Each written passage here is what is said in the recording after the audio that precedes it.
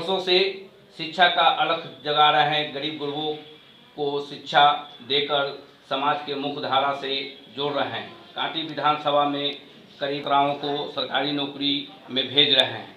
प्रदेश उपाध्यक्ष जदयू अति पिछड़ा प्रकोष्ठ के कारी साहू से हमारी आज मुलाकात है और इनके क्षेत्र में भी हमने घूमा है, चारों तरफ इनका चर्चा है और इस बार जदयू से टिकट मिलने जा रही है और ये उम्मीदवार में सबसे आगे हैं।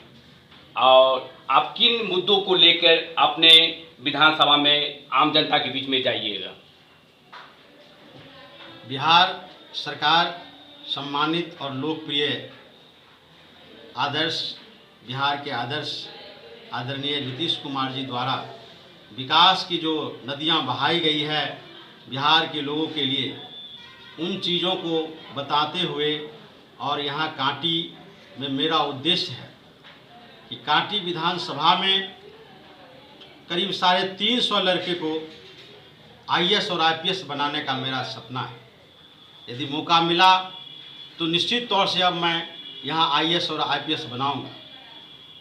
बिहार सरकार ने जो 7 निश्चय योजना के तहत नल जल घर घर जल पहुँचाने का काम किए, घर घर बिजली पहुँचाने का काम किए और महिलाओं को 35% आरक्षण दे करके छात्र नौजवानों के लिए भी लगातार शिक्षा के क्षेत्र में स्टूडेंट क्रेडिट कार्ड से लेकर के और कौशल विकास के तहत बेरोजगारों को रोजगार देने के लिए, अति पिछड़ों को 10 लाख रुपये ऋण दे करके उसको उद्योग धंधों में आगे बढ़ाने के लिए और सड़क का जाल बिछा दिए बिहार के मुख्यमंत्री आदरणीय नीतीश कुमार जी ने।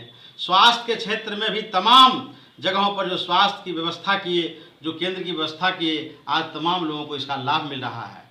और लगातार सभी क्षेत्रों में, कृषि के क्षेत्रों में भी रोड मैप बना करके किसानों के लिए बेहतर प्लानिंग किए और उसका विकास कराए।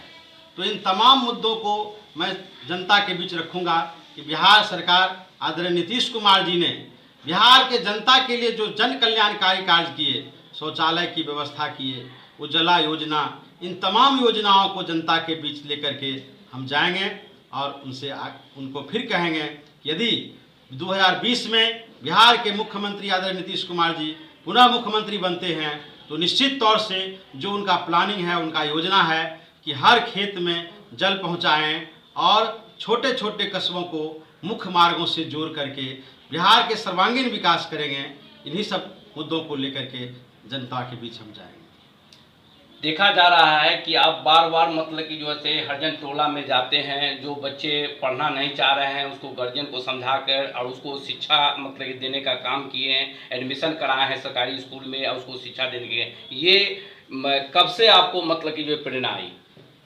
पिछले 30 वर्षों से कांटी के विभिन्न पंचायतों में गरीब गुरुओं के बच्चों को शिक्षा दे करके समाज के मुख्य धारा से जोड़ने का काम किए हैं। जो बच्चे के पास पैसे नहीं थे उनको ही मैंने निःशुल्क शिक्षा दे करके इंजीनियरिंग सेक्टर में भेजा है, बहुतों को मेडिकल सेक्टर में भी भेजा है, पैरा मेडिकल ITI जैसे तालीम दे करके छात्र को लगभग 450 छात्र छात्राओं को इस इलाके में मैंने सरकारी नौकरी में भेजा है। और तमाम छात्र छात्राओं को, अभी बहुत ऐसे गरीब गुरुआ है जिसको खाने के लिए भी सही से उसको भोजन नहीं है, लेकिन उसको मैंने शिक्षा दे करके बेहतर तालीम दे करके अभी बीटेक कई बच्चे कर रहे हैं, कई बच्चियां कर रही हैं। तो इस तरह से शिक्षा का एक परचम लहराया और मुख्य रूप से शिक्षा जीवन का सर्वांगीण विकास कराता है। और इस चूँकि सरकार के द्वारा शिक्षा के क्षेत्र में छात्रवृत्ति, पोशाक और विद्यालय में भोजन की व्यवस्था और छात्र छात्राओं को साइकिल की व्यवस्था, जो सरकार की योजना थी, उस योजनाओं को मैंने लोगों तक पहुंचाया और लोग उससे प्रभावित हुए और शिक्षा से जुड़े। आज निश्चित तौर से शिक्षा में एक अजब तरह का लहर है, लोग शिक्षा से जुड़ रहे हैं, बिहार सरकार को बधाई दे रहे हैं। आज बेटियां भी शिक्षा में जुड़ करके बिहार के मुख्यमंत्री आदरणीय नीतीश कुमार जी को धन्यवाद दे रहे हैं। समाज में इसका उन्नति हुआ है और बिहार के मुख्यमंत्री ने शिक्षा में अमूलचूल परिवर्तन किया, जिस परिवर्तन को लेकर के मैंने अभियान चलाया, लोगों के बीच गया और उपलब्धि प्राप्त हुआ। गर्मी के समय में अगलगी होती है, उसमें बहुत से गरीब के झोपड़ी में आग लग जाती है। आप देते हैं, राशन हो चाहे जिस तरह से हो आप वहाँ देते हैं। और बाढ़ के समय भी हमने देखा है कि आप राशन वितरण किए हैं और मतलब कि जैसे ये आप विगत मतलब कि 10 साल से आपको हम देख रहे हैं। कहा गया है वेद व्यास जी कहे थे कि अष्टादश पुराणेषु व्यासस्य वचने द्वयम् परोपकाराय पुण्याय पापाय परपीडनम्। परोपकार करना ही सबसे बड़ा धर्म है और ये हमारा व्यक्तित्व रहा है कि दीन दुखियों की सेवा करके जीवन को आनंदित करना। जब भी कोई व्यक्ति बाढ़ से प्रभावित हुए, आग लगी हुआ या किसी तरह का प्राकृतिक आपदा हुआ, उस आपदाओं में मैंने उनका सहयोग करके अपना एक कर्म किया और अपने आप को एक प्रसन्नता हुई कि भाई मैंने किसी भी दीन दुखियों को सहयोग किया, इस योग में बना। यही मेरा कार्यक्रम लगातार चलते रहता है। लगातार जब भी कोई प्राकृतिक आपदाओं से प्रभावित होता है या कोई स्वास्थ्य उसका ठीक नहीं है, उसको कहीं चिकित्सा की जरूरत है, तो उससे ही मेरा सहयोग होता है। और लगातार मैं सरकार के माध्यम से भी किसी बड़े हॉस्पिटल में उनको ले जा करके उनका इलाज करवाते हैं। और सामाजिक सेवा मेरा व्रत रहा है, मेरा कर्म रहा है, क्योंकि समाज की सेवा से ही व्यक्ति का जीवन सुखमय हो सकता है।